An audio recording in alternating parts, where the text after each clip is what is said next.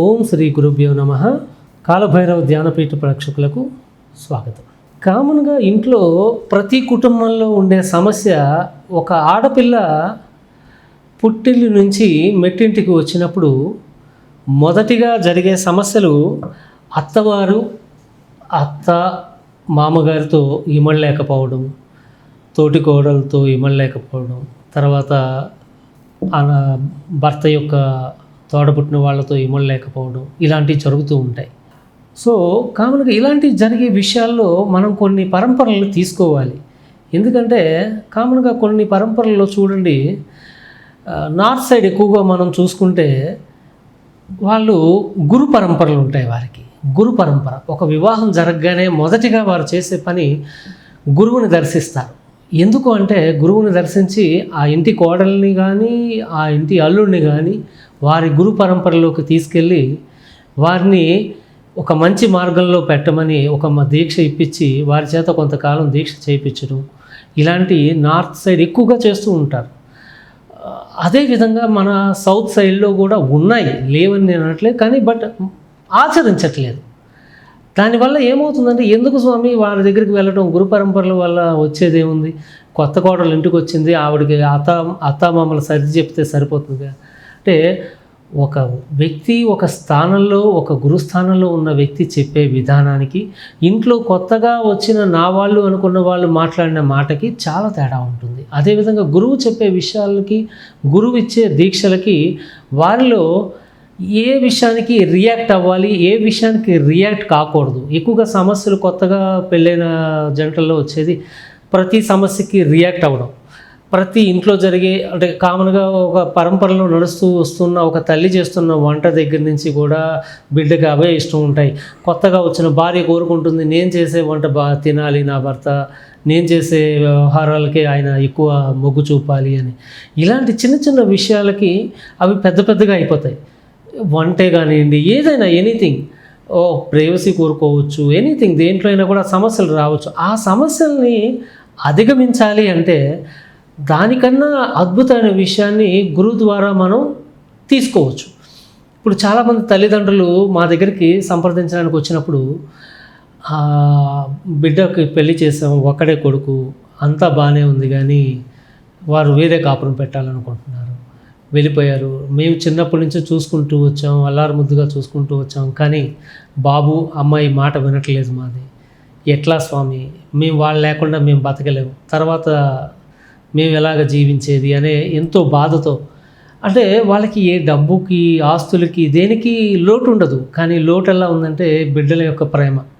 బిడ్డల యొక్క ప్రేమ ఎప్పుడైతే వాళ్ళు లోటుగా ఫీల్ అవుతారో, వాళ్ళు వచ్చి గురువుల్ని ఆశ్రయించి ఏం చేయమంటారు, ఎలాగ మమ్మల్ని ప్రొసీడ్ అవ్వమంటారు అంటే, వాళ్ళు చేసేది ఒక వివాహం అవగానే ఒక గురువుని ఆశ్రయించినప్పుడు వాళ్ళు వెంటనే చేసి ఉంటే దానికి ఈ రోజున వాళ్ళ పరిస్థితులను ఎదుర్కొనే వాళ్ళు కాదు. అప్పుడు అంతా బాగుంది, అంతా సవ్యంగా నడుస్తుంది అని వదిలేస్తారు. ఎప్పుడైతే సమస్య వచ్చిందో అప్పుడు గురువుల చుట్టూతూ, గుళ్ళు చుట్టూతూ తిరగడం వల్ల కొంతవరకు ఉపశమనం ఉంటుంది.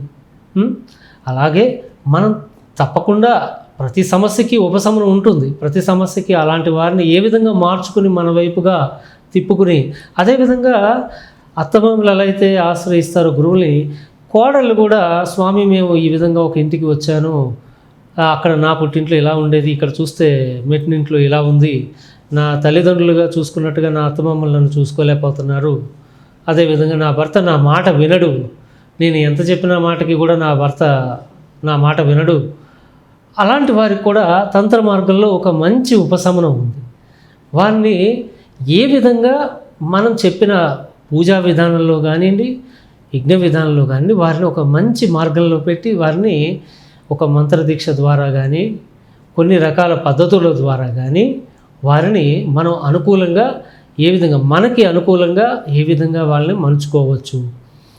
మనకు అనుకూలంగా అంటే వాళ్ళని ఏదో మన కాళ్ళ కింద పెట్టడం అనేది కాకుండా, వాళ్ళతో కలిసి జీవనం, వారిని ఒకళ్ళు అర్థం చేసుకుంటే చాలు, ఒకరిని ఒకరు అర్థం చేసుకుని మసలితే చాలు జీవితంలో. ఓకే, నా భర్త నన్ను బాగా అర్థం చేసుకుంటున్నాడు, ఓహో నా భార్య నన్ను బాగా అర్థం చేసుకుంటుంది, అదేవిధంగా నా తల్లిదండ్రులనే నా అత్తమామలు కూడా నన్ను బాగా అర్థం చేసుకుంటున్నారు, స్వామి దయ వల్ల, గురువు దయ వల్ల ముందుకు వెళ్తున్నాము, మా జీవితంలో ఎలాంటి సమస్యలు లేకుండా ముందుకు వెళ్తున్నాము అని చెప్పిన వాళ్ళు కొన్ని వేల మంది దీక్షలు తీసుకుని వారి యొక్క జీవితాన్ని ముందుకు సాగుతూ ఉన్నారు. అదేవిధంగా ఏ సమస్య వచ్చినా ధైర్యంగా గురువుని ఆశ్రయించి దాని పరిష్కారం తీసుకుని అటు అత్తమామలకు వచ్చినా, ఇటు కోడళ్ళకు వచ్చినా, తల్లిదండ్రులకు వచ్చినా, బిడ్డలకు వచ్చినా, వీళ్ళందరి సమస్యల వల్ల నలిగిపోయే మగాడు బయటకు వెళ్ళి సంపాదించే మగవాడు కానీ, ఈ రోజుల్లో ఆడవాళ్లే కానీ బయటకు వెళ్ళి కష్టపడుతున్నారు ఇద్దరు సమానంగా.